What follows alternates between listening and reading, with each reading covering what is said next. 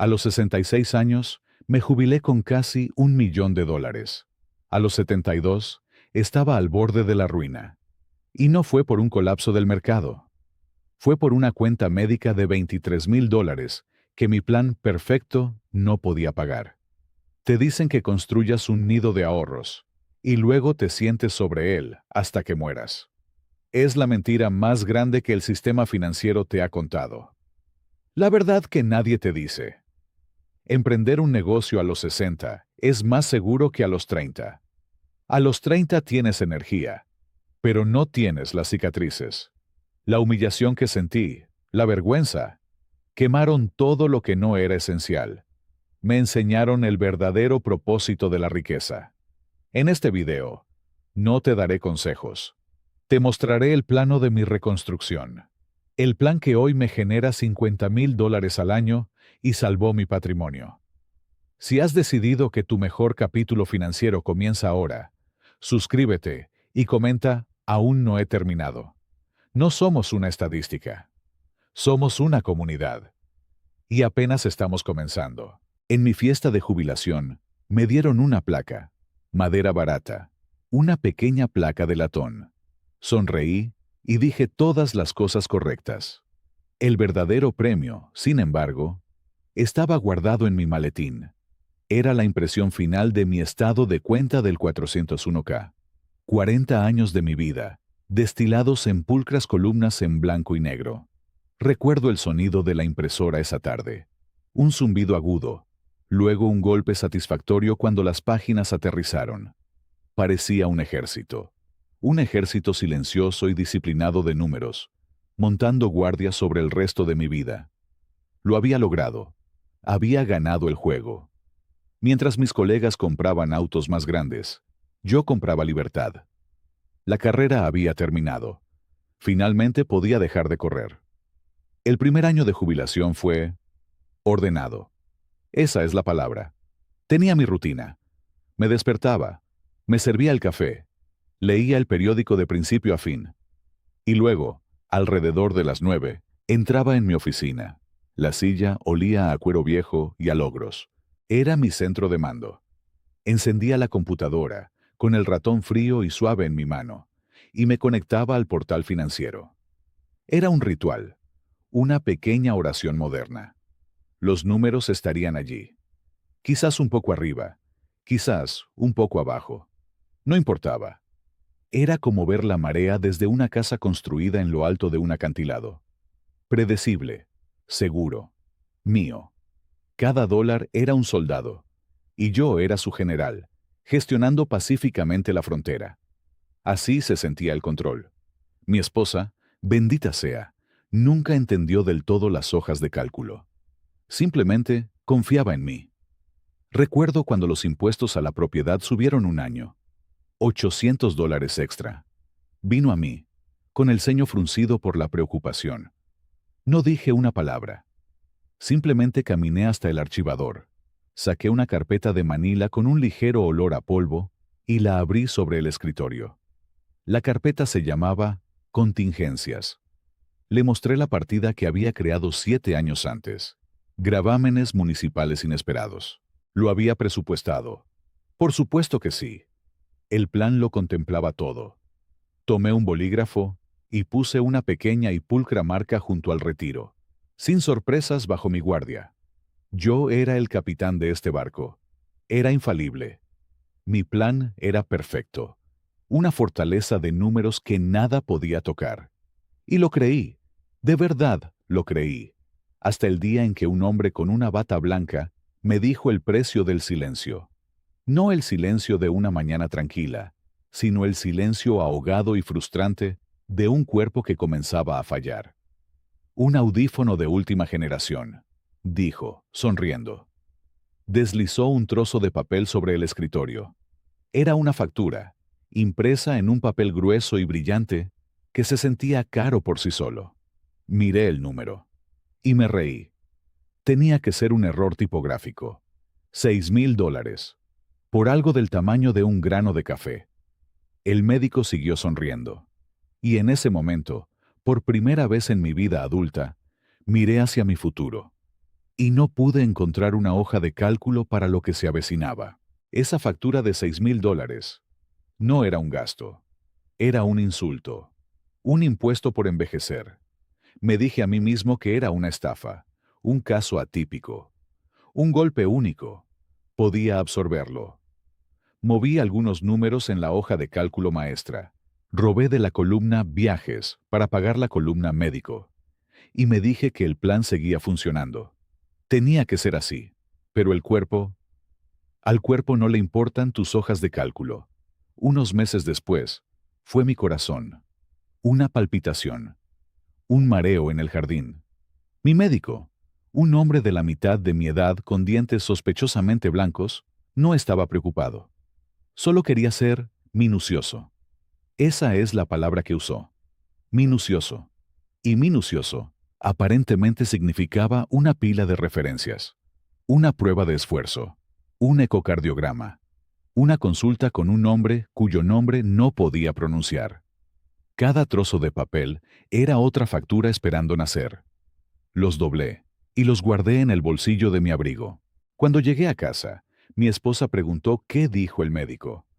Unos cuantos seguimientos, le dije. Solo rutina. La mentira fue sorprendentemente fácil. La vergüenza, sin embargo, se sintió como tragarse una piedra. La fortaleza estaba siendo violada, no por un asalto frontal, sino por 1000 pequeños cortes. Llegaba un sobre que parecía una factura, y lo deslizaba en el cajón de mi escritorio, sin abrir. El teléfono sonaba de un número desconocido, y lo dejaba ir al buzón de voz. Empecé a ver todo como una partida presupuestaria. Un viaje al supermercado, la gasolina del coche, el corte de pelo de mi esposa. Todo salía, nada entraba. Era una hemorragia lenta y silenciosa de la vida que habíamos construido. Era el general de un ejército perdedor, y no podía soportar admitírselo a mi reina.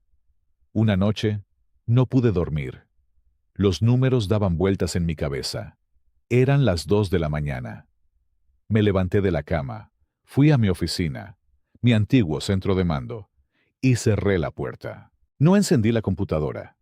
No podía soportar ver las mentiras tranquilas y ordenadas de la hoja de cálculo. En su lugar, saqué un bloc de notas amarillo, y con un bolígrafo que parecía pesar 100 libras, comencé a escribir. El audífono, $6,000. Los copagos del cardiólogo, 850. La prueba de esfuerzo, después del seguro, 1,470. La rodilla nueva, Dios, la rodilla. La cirugía, la fisioterapia, las recetas. El rasguño de mi bolígrafo era el único sonido en la casa. Sentí un sudor frío en el cuello. La lista se hacía cada vez más larga. Cuando terminé, tracé una línea. Mi mano temblaba. Lo sumé todo. Una vez, 2 veces. La cifra final fue de 23,417. Mi plan había asignado 12,000 para el año. 12,000. El número en el bloc de notas no se quedó ahí. Pulsaba bajo la tenue luz de la lámpara de escritorio. Era una acusación. Era el costo total de mi propia decadencia. Durante 40 años había sido el proveedor, el protector. ¿Y ahora? Ahora solo era un gasto. La fortaleza no solo había sido violada, se estaba desmoronando desde adentro. Y yo era el traidor que había dejado entrar al enemigo. Me quedé en esa oscura oficina por mucho tiempo, con el bloc de notas amarillo como testamento de mi fracaso. Ese número, 23,417, se sentía como un epitafio para el hombre que solía ser. El capitán del barco, ahora solo una fuga en el casco. Regresé a la cama, pero no a dormir. Simplemente me quedé allí, sintiendo el peso de mi propio cuerpo, esta máquina repentinamente cara en la que estaba atrapado. Unas semanas después, mi esposa vino a mí, con los ojos brillantes. Sostenía un folleto de viajes, la portada de un azul brillante e imposible. Portugal, dijo, su voz llena de una esperanza que se sentía como un idioma extranjero. ¿Te imaginas? No podía. Todo lo que podía imaginar era el costo. Los vuelos, los hoteles, las comidas. Vi las vibrantes fotos de Lisboa. y mi mente simplemente las tradujo a dólares y centavos. Tuvimos la peor pelea de nuestro matrimonio. Usé palabras como irresponsable y poco realista. Le mostré la hoja de cálculo, los números rojos en la columna médica. ¿No ves lo que está pasando?, le grité. Su rostro, que había estado tan lleno de luz, simplemente se arrugó. Susurró. Veo a un hombre que está aterrorizado, y veo nuestra vida escapándose mientras cuentas recibos. Ella reservó el viaje de todos modos, un acto de rebelión. Fui como un prisionero, resentido y en silencio durante los primeros 2 días. Y entonces, estábamos en un pequeño café, escondido en una calle empedrada. El sol era cálido en mi rostro. Ella estaba frente a mí, bebiendo una copa de vino, y tenía esta expresión en su rostro. Una mirada de alegría pura y sin complicaciones que no había visto en años. En ese preciso momento, un dolor sordo y familiar me estalló en la rodilla. Un recordatorio frío y duro de la cuenta que estaba por vencer. Y fue como un rayo. Oh, el pensamiento fue tan claro que fue más fuerte que el ruido de la calle. Este es el punto. Esto, no los números, no el plan. Este momento. El dinero no era para la hoja de cálculo, era para la expresión de su rostro. Era para el sabor del pastelillo en mi lengua y el calor del sol. El plan no era la meta, era el vehículo. Y ese vehículo estaba destinado a llevarnos a lugares exactamente como este. Pero el tiempo corría. Mi propio cuerpo era el reloj. Y por primera vez, el miedo no era porque se acabara el dinero.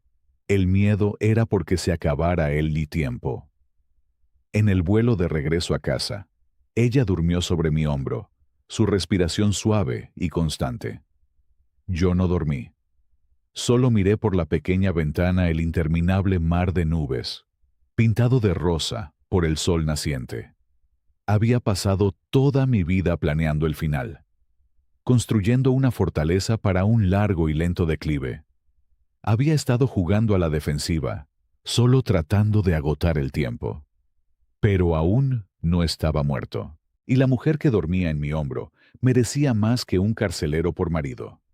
El miedo seguía allí, pero había cambiado de forma. Ya no era el miedo al fracaso, era el miedo a la inacción. Sentí una determinación endurecerse en mi pecho, sólida y real. El juego no había terminado. Tenía que volver a la ofensiva. Tenía que construir de nuevo. Cuando llegamos a casa de Portugal, no me retiré a mi oficina. En cambio, preparé una cafetera y nos sentamos en la mesa de la cocina. La misma mesa donde los niños hicieron sus deberes, donde habíamos pagado facturas y planeado vacaciones durante 40 años. Se sentía diferente. No estábamos trabajando en un plan financiero, estábamos diseñando un plan de vida. Creamos una nueva cuenta, un fondo de vida, y era lo primero en lo que pagábamos cada mes, no lo último. Era para la salud, para la alegría, para momentos como el de ese café de Lisboa. Y fue idea de mi esposa, no mía, retrasar su seguridad social, un simple movimiento que nos daría un 8% extra al año. Su sabiduría era tan valiosa como mis hojas de cálculo. Simplemente nunca se me había ocurrido preguntar. Una semana después, hice algo que pensé que nunca volvería a hacer. Tomé el teléfono para pedir trabajo. Mis manos estaban sudorosas. Llamé a un tipo al que solía ser mentor, que ahora dirigía su propia empresa de logística. Me sentí como un mendigo. Mi voz se quebró cuando le pregunté si alguna vez usaba consultores. Hubo una pausa en la línea. Contuve la respiración. Luego se echó a reír. John, dijo, me preguntaba cuándo te aburrirías. Podríamos haberte necesitado 3 veces el mes pasado. ¿Cuándo puedes empezar? El alivio me invadió tan completamente que tuve que sentarme. Mi valor no era un número en una cuenta bancaria que solo podía bajar. Era algo que todavía tenía. Algo que todavía podía ofrecer. Empecé a trabajar, pero en mis propios términos. 15, tal vez 20 horas a la semana. desde la misma oficina donde una vez rastreé mi propio declive. Pero ahora, era un lugar de creación. No estaba gestionando una hoja de cálculo, estaba resolviendo problemas. Y aproximadamente un mes después, llegó un sobre. Era un cheque, impreso en papel azul resistente. Era por $5,000. No era un retiro. Era un depósito. Lo sostuve en mi mano, sintiendo el peso del papel, la textura de la tinta. Se sentía más real, más sustancial, que las 7 cifras de luz digital en la pantalla de mi portafolio jamás se habían sentido. Ese otro dinero, el fondo de jubilación, eso era para morir. Este dinero, esto era para vivir. Verás, todo el mundo te dice que empieces a ahorrar a los 20 años. Y deberías. Pero nadie te cuenta la ventaja secreta de empezar de nuevo a los 60. El hombre que yo era a los 40 no podía hacer lo que hago ahora. Tenía la energía, claro, pero no tenía las cicatrices. No entendía que una crisis no es el final de la historia. Es el giro de la trama que hace al héroe. El miedo, la vergüenza, la casi ruina, quemaron todo lo que no era esencial. Me enseñaron para qué era realmente la riqueza. Mi legado no va a ser un número en un estado de cuenta. Mi legado es la expresión en el rostro de mi esposa cuando le digo que reserve un viaje. Y lo digo en serio. Es la libertad de saber que mi valor no es solo lo que ahorré, sino lo que todavía sé. Los números en mis viejas hojas de cálculo eran un registro de mi pasado. El trabajo que hago ahora, esa es la prueba de que siempre, siempre, puedes reescribir el final.